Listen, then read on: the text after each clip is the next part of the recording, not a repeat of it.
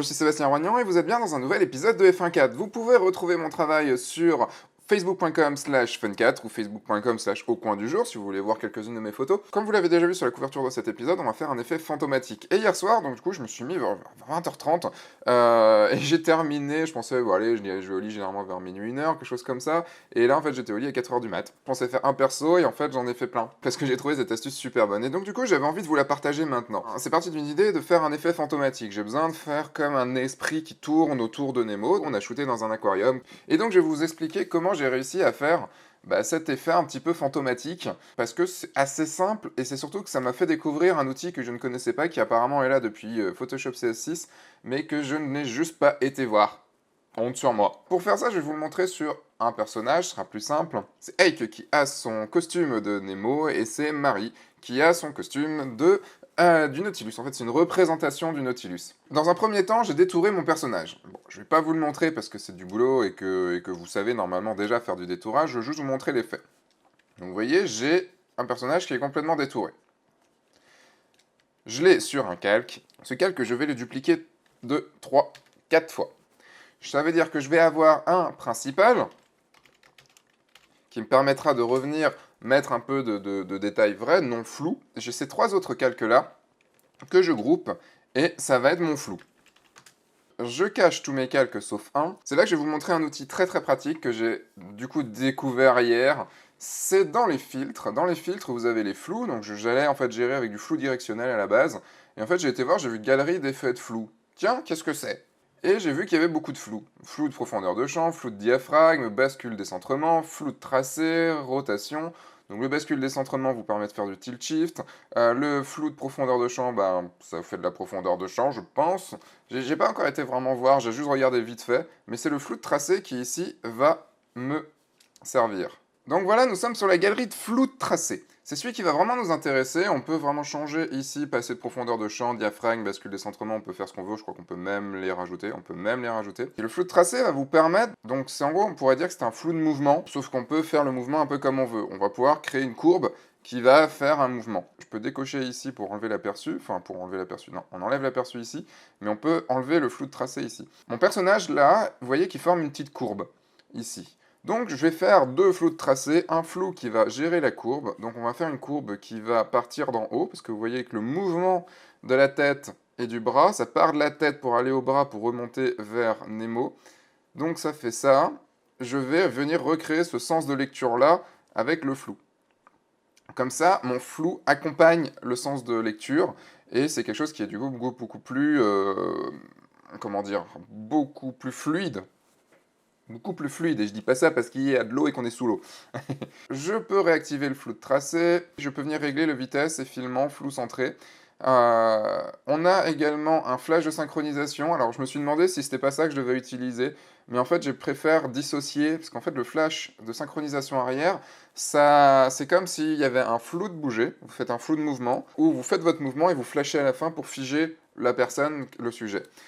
Je préfère pas le faire parce que c'est quelque chose que je veux essayer de régler après, que je veux essayer de régler directement là où j'ai envie. Et là, si je fais ça sur les deux, j'aurai mon flou de bouger et mon net sur le même calque, donc ça marche pas. Donc je préfère rester en flou de base, sauf que le flou pour l'instant là il est pas assez fort, je voudrais qu'il soit un peu plus fort que ça, donc je vais augmenter la vitesse et augmenter les filements. Voilà, même un petit peu plus. Faites vraiment en fonction de vous. En fonction de ce que vous avez besoin de faire. Donc je vais faire OK, parce que ça me va pour l'instant. On a besoin d'attendre un petit peu. OK. Alors ça crée quelque chose d'un petit peu chiant, c'est vous voyez, comme j'avais détouré le long de Nemo, ça me crée du bleu ici. Je vais revoir ça juste après, c'est pas grave. Je crée un deuxième filtre, galerie de flou, flou de tracé. Et ce flou de tracé là, je vais le faire différemment, je vais le faire en S. Hop. Un truc que j'ai pas trouvé, c'est comment enlever les points. Et avec Alt, ça marche pas. Donc je le mets en haut et je le mets en bas, et vous avez un petit point blanc ici, que je viens bouger comme ça. Donc c'est celui que j'ai fait juste avant. Mais je peux venir créer, vous voyez, il y a un petit picot là, une petite punaise après. Je peux venir... Voilà. Si vous avez cliqué à côté, c'est pas grave, vous pouvez appuyer sur supprimer et ça marche. Je viens de le découvrir, c'est cool. Bien, vous avez une petite flèche avec un plus. Je viens prendre un autre point, je viens mettre un autre point dessus. Je peux du coup les replacer comme j'ai envie, vérifiez bien que vous cliquez bien sur le point. Je peux venir en rajouter où j'ai envie si je veux faire un flou autre. Et je viens surtout mettre ma courbe sur les axes, histoire qu'elle se traverse bien la tête. Si je veux que cette courbe ne soit plus courbe, je peux appuyer sur Alt et venir cliquer sur mon point, et vous voyez qu'en fait ça enlève totalement la courbe.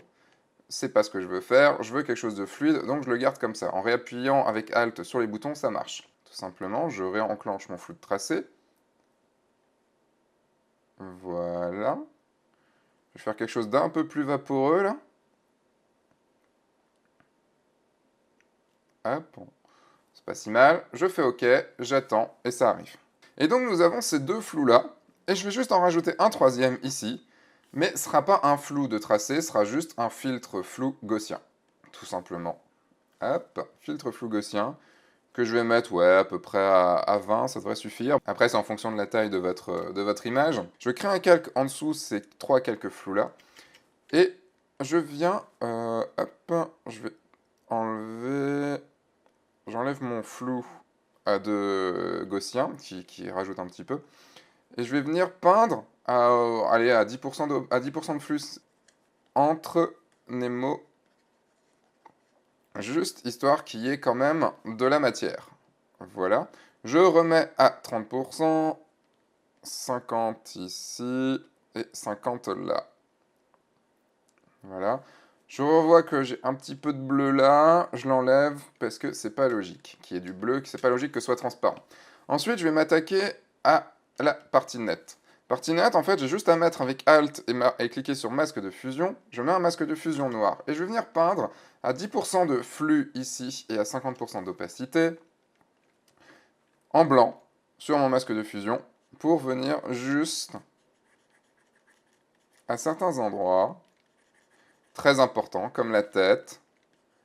J'ai le bras ici. Si vous voulez vous repérer, vous pouvez appuyer sur Shift et sur le masque de fusion pour regarder où sont les points forts.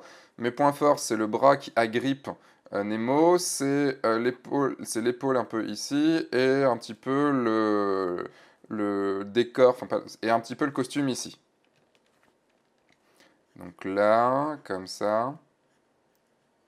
C'est un effet un peu délicat là, parce que il va falloir trouver les endroits où au niveau de l'effet donc ça pour l'instant c'est pas mal, j'affinerai en fonction des autres personnages que je vais avoir, et je vais venir maintenant mettre un masque de fusion sur chaque, sauf, ouais, sur chaque, parce que je vais enlever certaines choses. Par exemple, le trait là je l'aime pas trop, je vais venir l'enlever. Il est sur lequel?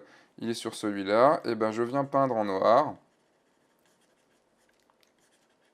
donner un petit effet. Celui-là, qu'est-ce que je peux enlever? Je vais peut-être enlever ici, c'est un peu trop visible. L'effet est un peu trop visible et j'ai pas envie qu'il soit non plus trop visible. L'idée n'est pas de faire de l'effet pour faire de l'effet. L'idée est de raconter une histoire. Et je peux même venir mettre un masque de fusion sur mon ensemble de flou pour enlever certaines parties, faire quelque chose d'un peu plus vaporeux par exemple. Hop. Je peux même venir peindre à 0,5% de flux. Et il y a toute cette partie-là qui est pas top top. En fait, je lui mets un masque de fusion. Tac. Je viens prendre mon Nemo en appuyant sur CTRL et sur le masque de fusion. Et je vais venir peindre en noir à 10% de flux. Tous les endroits un petit peu trop. On est pas mal. Je vais juste venir rajouter quand même la main, parce que la main est très importante. Et on n'est pas trop mal comme ça. Il me restera maintenant à faire un calque gris.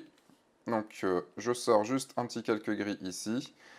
Il me restera à faire un calque gris pour faire du dodge and burn sur mon personnage, pour lui donner une ambiance.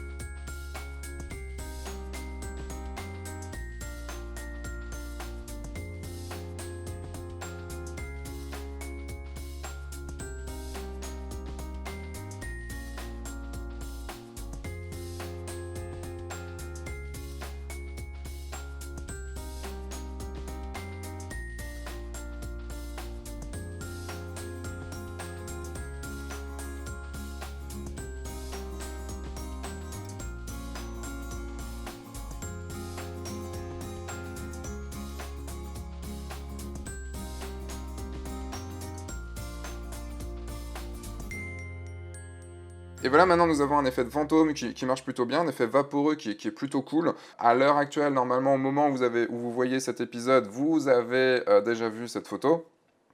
Ou alors je vous la découvre maintenant, je sais pas, je sais pas. Cet épisode sera peut-être diffusé dans 6 mois, j'en sais rien, mais bon. Et, et donc voilà ce que ça donne, avec un tout petit peu d'effet rapide. J'aime beaucoup ces, ces têtes qui arrivent, cet effet fantomatique qui marche plutôt cool.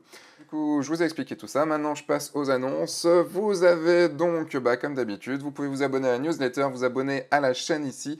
Vous avez l'interview de la semaine, vous avez les big épisodes et vous avez les workshops. Oui, les workshops qui sont écrits juste ici, pour savoir où vous pouvez donc du coup me retrouver, venir suivre les cours directement en live et que je puisse vous mettre un bon coup de pied au cul.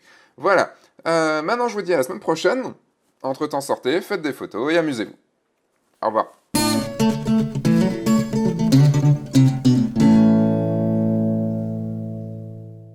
Déjà, la robe a plus de gueule comme ça. Et vous pourrez passer du temps, tout le temps que vous voulez pour le faire. Et je peux juste finaliser avec un dernier calque, en fait. Juste, pour aller, juste refinaliser un tout petit peu certains endroits.